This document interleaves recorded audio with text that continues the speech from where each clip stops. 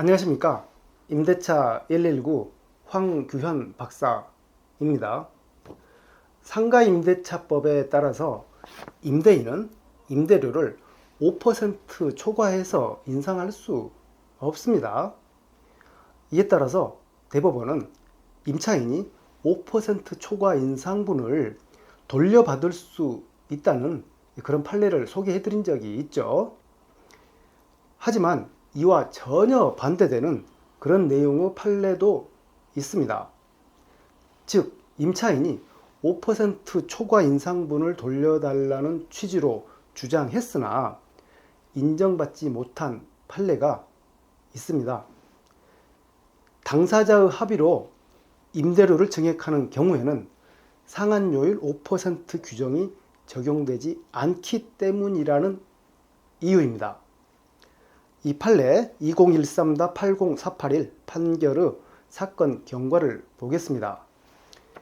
임차인은 임대인과 보증금 1,500만원, 월세 130만원, 임대차 기간은 2009년 4월 12일부터 2010년 4월 11일까지로 정하여 임차하는 계약을 맺었습니다. 이후에 임차인은 임대인과 임대차 보증금 2천만원, 월세 180만원으로 각 증액하고 임대차 기간을 2011년 4월 11일까지로 연장하는 계약을 맺었고요. 그리고 임차인은 임대인과 임대차 기간을 2012년 4월 11일까지로 또 연장했죠. 그때는 월세를 300만원으로 증액을 했습니다. 월세가 130만원에서 180만원 그리고 300만원으로 이렇게 증액되는 과정을 거친 거죠. 그런데 임대차 도중에 임차인이 수개월치 월세를 연체하고 임대인은 계약 해지 통보를 했죠. 이에 임차인은 계약 갱신하면서 상한요율 초과한 그 인상분은 무효다고 하면서 이 사건 임대차 계약에 따른 차임을 연체하지 않았다고 주장을 했습니다. 재판부는 상한요율 5% 규정은 임대차 계약이 종료 후 재계약을 하거나 임대차 종료 전이라도 당사자의 합의로 차임 등을 증액하는 경우에는 적용되지 않는다는 취지로 판시를 했습니다. 즉, 이 사건에서 재판부는 양 당사자가 5% 초과 인상 합의했다면 그대로 유효하다라는 취지로 판결한 거죠.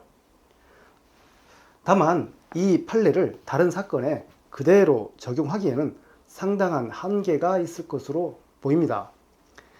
이 사건 주요 내용은 임대인이 임차인의 월세 연체를 이유로 명도 소송하는 과정이었죠.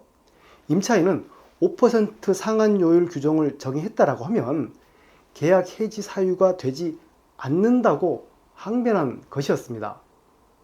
만약 이 사건 내용과 다르게 임차인이 월세를 연체하지도 않고 임대인이 명도 소송을 제기하지 못한 그런 상황에서 임대차 계약이 종료하고 임차인이 먼저 월세 5% 초과 인상분을 돌려달라고 소송을 제기했다면 아마도 결과가 달라질 수도 있었을 것입니다. 네, 오늘은 임대인과 임차인이 합의해서 5% 초과 인상했다면 유효하다라는 취지의 판례를 소개했습니다. 감사합니다.